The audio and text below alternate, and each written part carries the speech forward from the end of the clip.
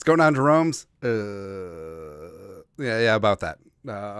So, your Minnesota Vikings allegedly fall 20-17 at home against the Tampa Bay Buccaneers, and it's a spot where did the Buccaneers necessarily win? I mean, sure. At the end of the day, you got to give him credit. Is Baker crying?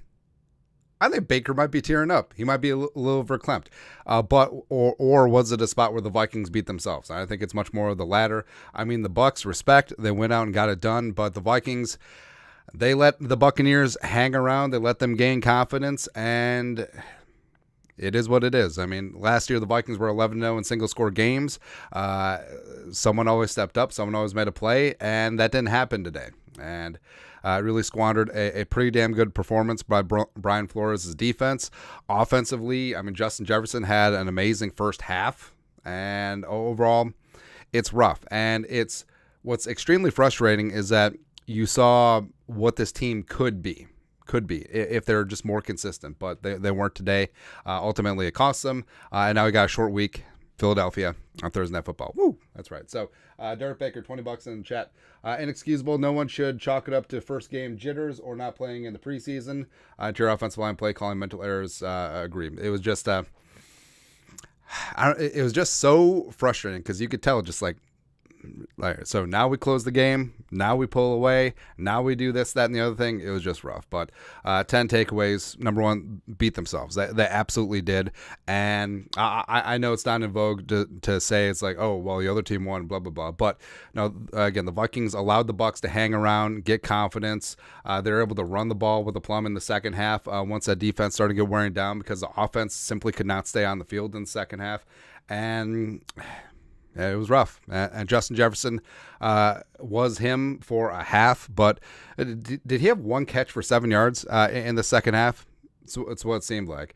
And 3 glimpses of an elite team. Again, you saw what this offense could be when they're up tempo, when they're marching, when they're getting things done. But also defensively, you saw like they shut down the Bucs, 1 for 5 on third down to start off the game, and they were getting after Baker's ass, and they were getting off the field and making big time plays and just being aggressive overall. You saw how good the special teams can be, but they at a certain point, again, the offense couldn't stay on the field. The defense started getting worn down, and the Bucs were running the ball consistently and moving the sticks and moving the chains. And yeah, overall, really, really rough. But you did love the defensive aggression. I mean, that's sort of it's sort of a Pyrrhic victory, and something that is going to get glossed over in the grand scheme of things because of the Vikings loss. But Brian Flores and that defense, it's going to be damn good this year. Turnovers killed. I mean, the 2 fumbles lost were inexcusable. The Kirk Cousins red zone interception was absolutely horrid, especially right before the half. Like, you're going in the locker room, you're going to be up 17-10, but instead you head in tied, and they got kicking the ball to start off the half. And also, the offense, I mean, you saw what this offense could be. You can see the absolute eliteness with JJ and Addison. KJ making some plays occasionally. Hawkinson getting his volume in. Oliver as a nice outlet as well. Running the ball, still a little bit rough, but also Madison fought his way into the end zone on that one screen off the jet action. But yeah, just overall rough. And also Kirk took way too many shots, and it's something that everyone knew was going to be a problem. Yeah, Kwesi just like, we won't spend any money on free agency along the offensive line. We won't spend any. We back up. Oh, there we go. And it's beyond just the offensive line play. Like, I don't think that there's a magical solution along the offensive line, although signing Dalton Risner and Jason Peters would be up there, but it was also running back communication with the offensive line in protection, like the Winfield strip sack.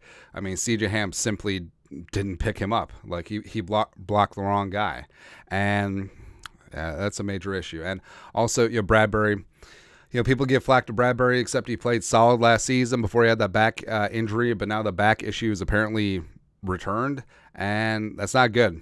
It's not good because beyond Bradbury being a decent center at times, like, he is the one who sets up protections. He's the one who makes the calls out there. So now we got Schlutman in there. Darisaw with that ankle. You saw the Oli Udo was on the blind side there for a hot second. So I don't know. But either way, Yeah, we are on to Philadelphia. It is a long-ass season, and it isn't a spot where the Vikings just rolled in and just like shat themselves, right? Well, it was a little bit a shatting, sure, but it wasn't a spot where they just completely came in, no call, no show, and we've seen those games from this team before. But what's even more frustrating is that this was a game at home, home opener, historic U.S. Bank Stadium, that you should have won. Like at any point, it seemed like the Vikings were right there to just slam the door. The offense sputtered early. They got their ish together, put together some great drives. That field goal drive in the first half probably should have been a touchdown, and leaving points on the board. All of a sudden, you're getting a little bit frustrated, and then you got the Jay Ward penalty offside on the field goal. Ends up with a Bucs touchdown, and it's just mistakes like that compounding. And it's just small things that add up over time, and it ended up with the Vikings not getting a win today. But again, it's a long season, and this team is resilient. They got some solid leadership, and they're not going to stand for this, man. And also, I think they're going to get back on that horse. I think they're going to be super dangerous going into Philadelphia, because why the hell not? Why the hell not, man? But I don't know. There's not really much else to say. Other than that, it was kind of frustrating that they couldn't consistently run the ball. Shades of last season, where was it all on Dalvin? No. Was part of it on the offensive line? Yes. But Madison does run hard, and also it squandered just a really fantastic, first half for Justin Jefferson. Addison had himself some nice moments too. Shredding that quarter's defense for that touchdown in the first half was great to see. Hockenson was a safety valve underneath. Yeah, it was crazy. So did Hockenson have like 3 or 4 catches that went for negative yards? It's kind of frustrating, man. But defensively, Cam Bynum stepped up. He made some great open field tackles. I know that Beasley gets a lot of flack from Vikings fans overall, but he played well. I think it's important to note that Ivan Pace Jr. Played quite a bit in the second half in crunch time, and I think that he should be a mainstay along this defense. I thought that Phillips and Daniil played extremely well as well. I think Caleb Evans had a great game against Mike Evans, but kind of all for naught. And it's one that this team will obviously want back, a home game as well as a conference game, but sort of is what it is. And hopefully it's a teachable moment, and hopefully the Vikings get their ass back up on the horse, and they got a quick turnaround.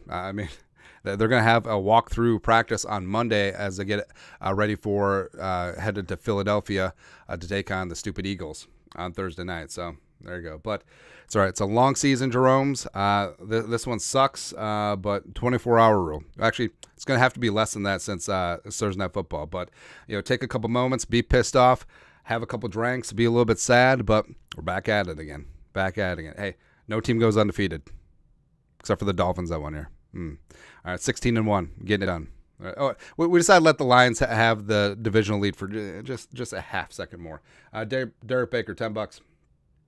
A good number of poor running plays were due to the Bucs' defensive line game penetration. That was a significant issue last year. Yards lost on run play. Yeah, the yards before contact with Dalvin was extremely low last year, and I'm sure it'll be low from this game with Madison. Tyler Marine, $5. Bengals just got throttled. I'm not stressing this loss. I remember a time where 5-0 turned into 8-8. Yeah, 2016, slinging Sam Bradford. There you go. But like I said, take a little bit of time. It's part of the grieving process, I guess. Be pissed off. Be sad. Maybe don't self-medicate. It's always a bad thing. But let the hate run through you, and then we're back up. We're back up, babe. But that's it. Winners and losers will be coming up in short order. But you guys are the best, and yeah, it's a long season. Let's go. But you know what to do.